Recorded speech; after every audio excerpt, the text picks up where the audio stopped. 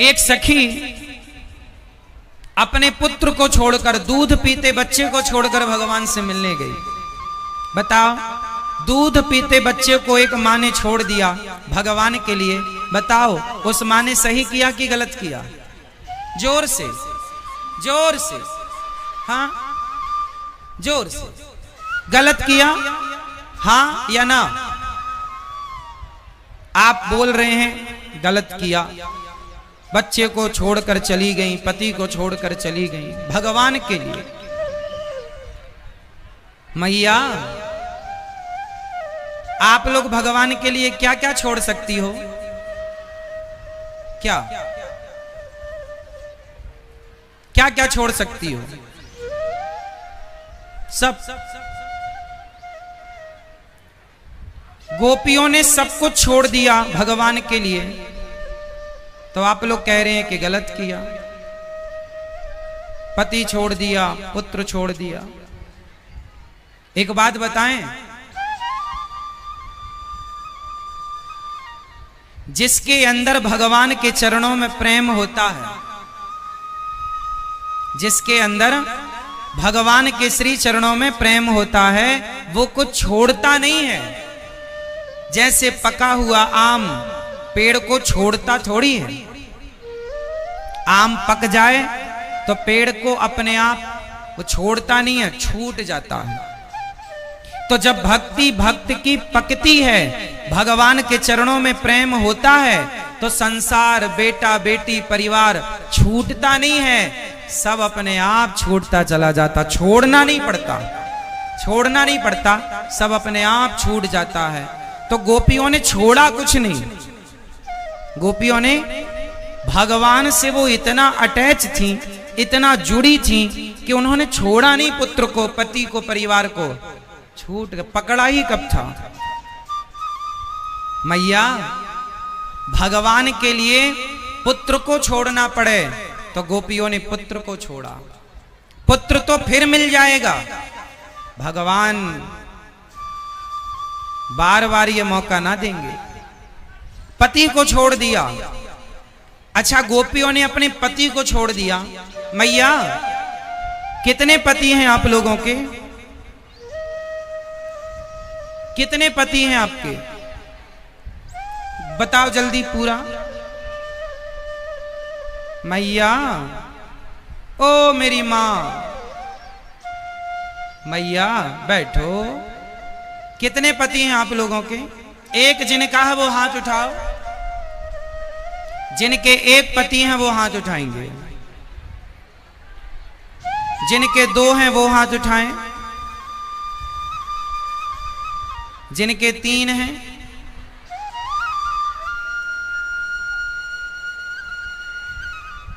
एक वाले हाथ उठा के कंफर्म कराओ जल्दी से। नहीं उठाओगे तो दो समझ लिया जाएगा। जिनके एक पति हैं वो हाथ उठाएं। जिनके दो, अब सब हाथ नीचे करो, अब वो हाथ उठाएं जिनके दो पति हैं।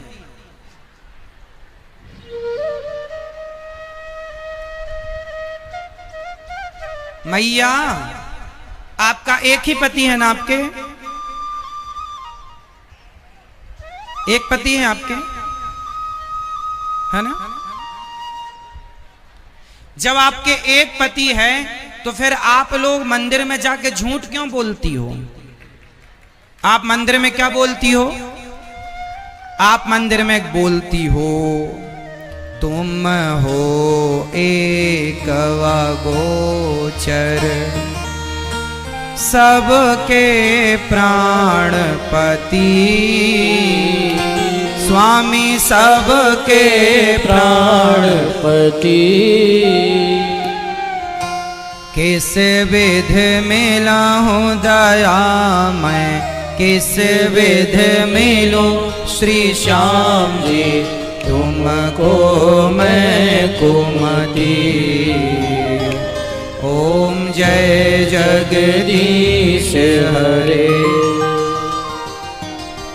तुम हो एक अगोचर, सबके प्राणपति। तो फिर आप लोगों का जब एक पति है, आपका घरवाला, तो मंदिर में जाके झूठ क्यों बोलती हो कि तुम हो एक अगोचर सबके प्राणपति? या तो आप ये झूठ बोल रही हो भगवान के सामने, या तो आप अभी झूठ बोल रही हो कि हमारा एक पति है। जल्दी बताओ कि मंदिर वाला झूठ झूठ है या जो यहां बोल रही हो ये झूठ है? दो में से कोई एक तो झूठ बोल रही हो आप। या तो भगवान से झूठ बोल रही हो या दास अनिरुद्ध से झूठ बोल रही हो। जल्दी बताओ किससे झूठ बोल रही हो? मैया, आप किससे झूठ बोल रही हो? चश्मा वाली मैया, भगवान से झूठ बोल रही हो कि हमसे? जल्दी बताओ। एक तो झूठ है आपका, अब जल्दी ये कंफर्म कराओ कौन सा वाला झूठ है? कौन सा झूठ है? भैया बताओ। अब भैयाओं से क्या पूछें, अभी इनसे पूछेंगे। पहले आप तो कंफर्म कराओ जल्दी। मैया बताएंगी, पीछे वाली आगे वाली मैया तो टुप्पी टाप बैठी हैं, बस कोई बता ही नहीं रही है। पीछे वाली मैया बताएंगी। मंदिर में जो बैठे हैं वो आप सबके कौन हैं? प्राणपति। वो आपके प्राणों के, वो आपके कौन से पति हैं? प्राणों के पति हैं। और ये जो आपका घर वाला है ये काहे का पति है? जब वो प्राणों के हो गए तो ये काहे का है? बताओ जरा, आप बताओ ये काहे का है? बोलो मेरी माँ, आप मजाक समझ रही हो? ये जो आपका घर वाला है ये काहे का पति है? हाँ, ये आपके शरीर का पति है। ये अपना शरीर पर अधिकार जमाता है। इसे आपके प्राणों से कोई मतलब नहीं है। और प्राणों से मतलब हो तो कर भी क्या लेगा? निकल जाएंगे तो रोक तो पाएगा नहीं। इसलिए इसका अधिकार केवल आपके शरीर तक है। तो ये सांसारिक पुरुष जो है ये आपके तन का पति है। भगवान तो आपके मन के पति हैं, इसलिए प्राणों के पति भगवान हैं। इसलिए आपके दो पति हो गए, एक ये संसार का, एक जगत आपका पति। जगत में कोई एक व्यक्ति और एक जगन्नाथ हम सबके हैं। पति जो रक्षा करे वो पति होता है। तो भगवान हमारे रक्षक है। तो पति भगवान है। इसलिए गोपियों ने संसार के पुरुषों को छोड़ दिया। किसके लिए? भगवान के लिए। शरीर के पति को छोड़ दिया प्राणों के पति के लिए। अब आप ही बताओ कि गोपियों ने सही किया कि गलत किया?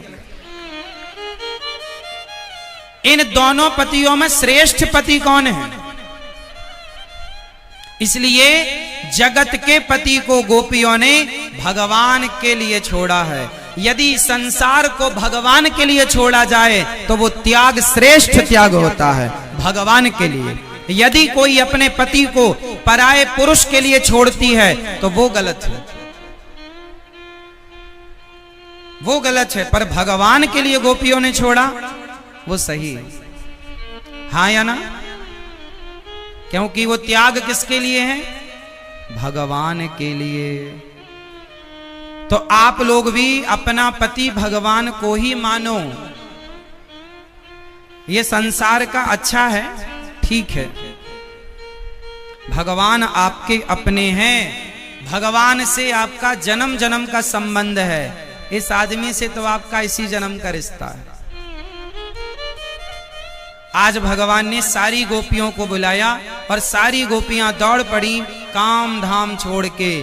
काम जरूरी नहीं है मेरी माँ। काम तब तक न पूरे होंगे, काम तब तक ना पूरे होंगे जब तक जिंदगी है। जब तलक रहेगी जिंदगी, फुर्सत ना होगी काम से। कुछ समय ऐसा निकालो कि प्रेम कर लो राम से, श्याम से। समय नहीं होता, निकालना पड़ता। तो भगवान के लिए समय निकाला करो। आप लोगों को जब हम कहते हैं भगवान की भक्ति करो तो लोग सवाल पहले यही कहते हैं, महाराज जी समय नहीं है, टाइम नहीं है। टाइम नहीं है, टाइम सबके पास है। आप झूठ बोल रहे हैं कि टाइम नहीं है। प्रपंच करने को टाइम है, संसार के लोगों के लिए टाइम है, उस परमात्मा के लिए टाइम नहीं है। अच्छा बताओ, आपकी आंखें सुंदर हैं कि नहीं? आपके पति ने कभी आपकी आंखों की तारीफ की? आपकी आंखें बहुत सुंदर हैं, आपका स्वरूप बहुत सुंदर है।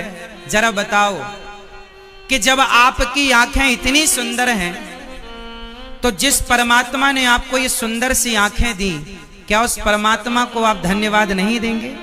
क्या उसके लिए समय, आप कहते हैं समय नहीं है, किसके लिए? उसके लिए जिसने आपको समय ही समय दिया है, उसके लिए आपके पास समय नहीं है।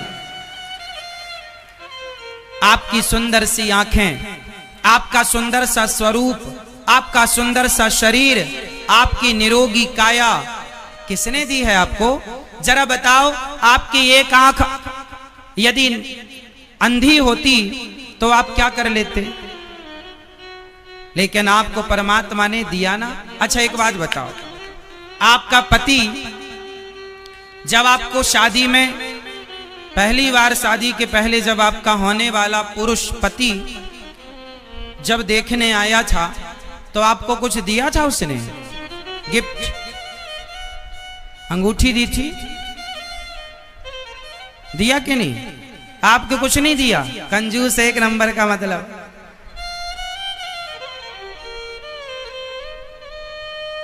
शादी के, चलो पहले तो, अब तो देखो शादी के पहले ये अंगूठी वगैरह पहनाते, पहले के लोग ये रस्म नहीं करते थे। पहले तो मंडप के नीचे मिलती थी, तो वो दौर भी अच्छा था। चलो शादी के पहले का छोड़ो, शादी के बाद की बात करते हैं, तो फिर आप सब आ जाएंगे। शादी के बाद आपके पति ने आपको कुछ कान के बाले वगैरह, गले का हार वगैरह, कान के सेट वगैरह कुछ दिलाए कि नहीं? पति ने कुछ नहीं दिलाया? मैया, आपके पति ने आज शादी के बाद अभी तक कुछ नहीं दिलवाया, तो काहे से ऐसे से हिला रही हो, बदनाम कर रही हो पति को?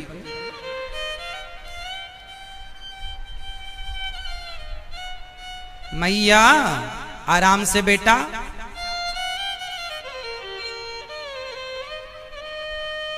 सुनो, ये बताओ, एक लड़की थी सनावद में, थी क्या है, एक लड़की है सनावद में, उसकी शादी होने वाली थी।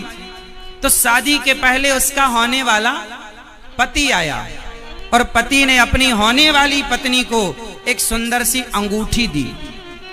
अब जब उस लड़की ने अंगूठी पहनी, तो वो अपनी सारी सनावत की सखियों को बता रही है, देखो देखो मेरे पति ने मुझे अंगूठी दी, देखो देखो। सबको बताए, देखो कितनी बड़ी है, कितनी सुंदर है, मेरे होने वाले पति ने दी है। बड़ी खुश, बड़ी प्रसन्न। वहां से एक महात्मा जी गुजरे, महात्मा जी ने कहा, वाह बेटी बड़ी खुश है तू? हाँ महाराज, मेरे होने वाले पति ने मुझे अंगूठी दी। संत जी ने कहा, ये तो बता कि तेरे होने वाले पति ने तुझे अंगूठी दी तो इतनी खुश है और उसको इतना याद कर रही है, तो जिसने अंगूठी पहनने को उंगली दी है, जरा बता तूने उसे कितना याद किया है? अंगूठी तो याद रही, पर उंगली देने वाले को भूल गए। गले का हार तो याद रहा, पर गला देने वाले को आप भूल गए। चूड़ी, सोने की चूड़ी किसी ने दी तो याद रहा कि फलाने ने सोने की चूड़ी दी, लेकिन कलाई देने वाले को आप, वो चूड़ी जिस कलाई में पहनते हैं, वो कलाई देने वाले को आप भूल गए। सोचिए कि आप जरा सा कोई सोने का गिफ्ट आपको दे दे तो सारी जिंदगी आप उसे याद रखते हैं, लेकिन जिस परमात्मा ने सुंदर सा शरीर दिया उसे आप भूल गए ना। मेरी माँ कितनी बड़ी भुलक्कड़ हो, मेरी माँ कितनी बड़ी भुलक्कड़ हो। कम से कम उसे तो याद रखो जिसने आपको सब कुछ दिया। बताओ, कोई आपको सोना देता 2 किलो या 5 किलो, पर आपके पास शरीर ही ना होता तो क्या कर लेते सोने का? कोई आपका शरीर अपाहिज होता, आप लंगड़े, बहरे, काने, अंधे होते, तो फिर आपको सोना चांदी में कोई स्वाद ना मिलता। जो अपाहिज है ना, जो चल नहीं पाता, वो कहता है कि जितनी मेरी संपत्ति है ले लो, बस एक बार प्रभु मुझे दोनों पांव दे दो, मैं दौड़ सकूं, मैं चल सकूं।